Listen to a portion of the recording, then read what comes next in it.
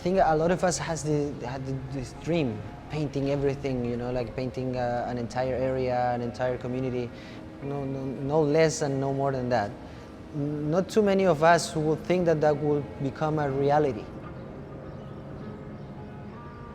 You truly need big ideas that differentiate one neighborhood from another. Most depressed areas, and when they're in their depression, are taken over by a lot of street artists. And this area, Wynwood, think about what else we could do to create ignition and inspiration. We're very thoughtful about the neighborhoods that we choose. An urban landscape that is poor without graffiti is even more depressing because you would just have nothing to look at.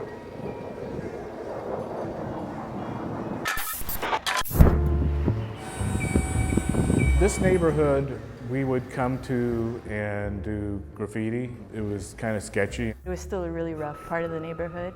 Not a good neighborhood. You know, it was dodgy. And the only way I can liken it is that scene in Michael Jackson's Thriller video where they're all sort of coming out. And as it got darker at night, you know, all the Thriller people came out. Before Wynwood Walls was a ghetto. Tony's son Joey discovered the district. It was like there were no rules over here. You could do whatever you wanted to. And that's really how the Wynwood Walls came about. For Tony, for him, it was a blank canvas. Tony had an idea about putting murals on these big blank windowless walls. What is interesting in this particular neighborhood is that the action was taken by one leader, you know? So that would be the factor that is not that easy to find in other communities. Someone who is involved with the community really wants to have a big impact. He said, this is going to be my magnum opus, kid. I'm going to show him how it's done. Let's take street art and create an international outdoor street art museum or experience.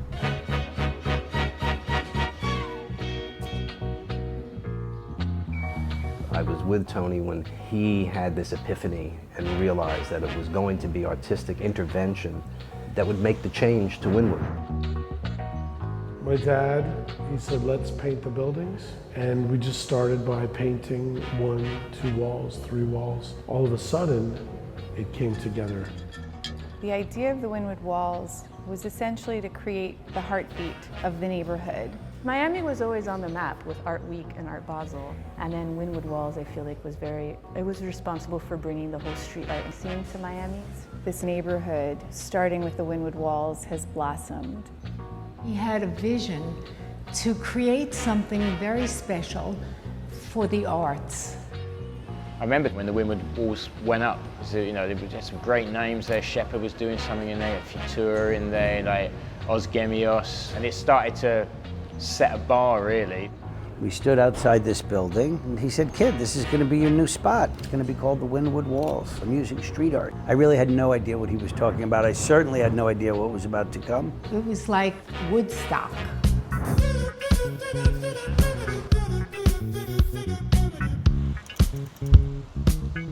This came in like kind of like a giant rock show. Everybody had giant lifts and like tons of paint and the greatest artists in the world. And I just thought, man, I want to be a part of that. And I always kind of equated it to like if you throw a pebble in a pond and then it ripples. And this is where the pebble landed, and then it kind of reverberated across the world.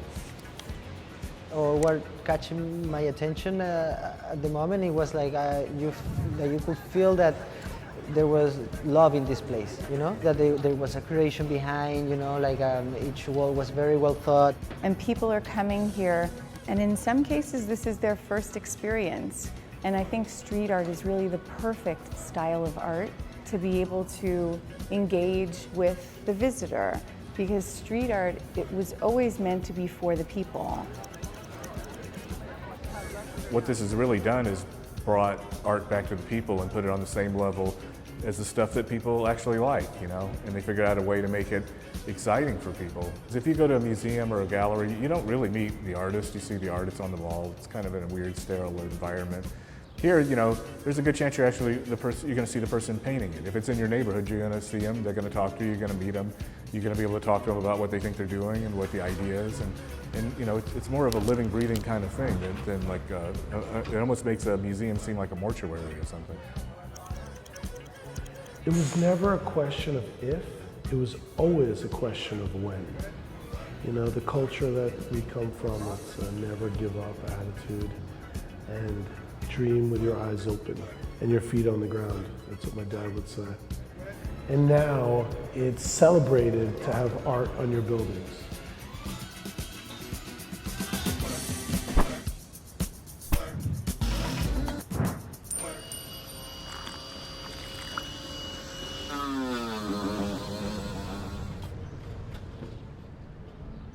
It really has changed the landscape, not just of Miami, but it's changed the landscape of street art and how street art is recognized around the world and how it's appreciated. It's something that needs to be appreciated. It's something that needs to be respected. Now we've got something that people are calling the biggest art movement in the history of the world. I 100% did not believe that Wynwood would become what it was today. Just it continuing to spread and spread and spread.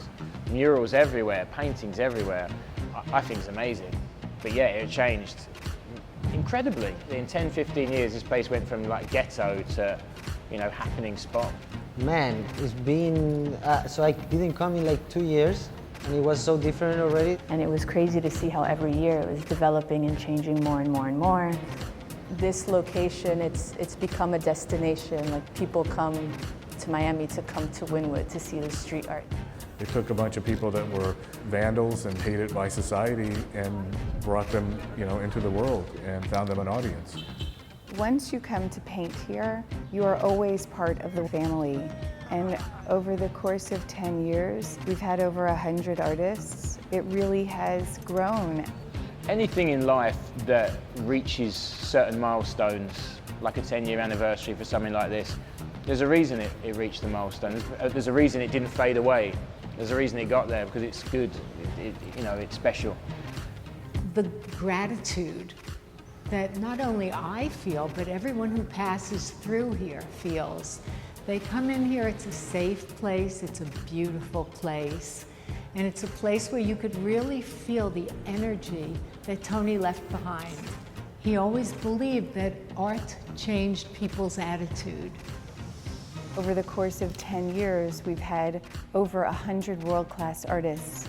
We see over 3.5 million visitors a year, and we took a risk in believing that this neighborhood could be something extraordinary.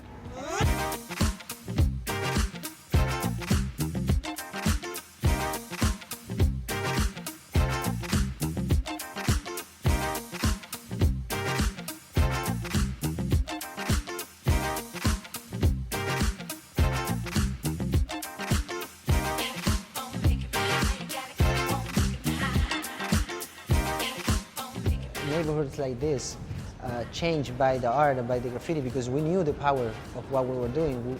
We knew the power that art could have in the communities or in the neighborhoods.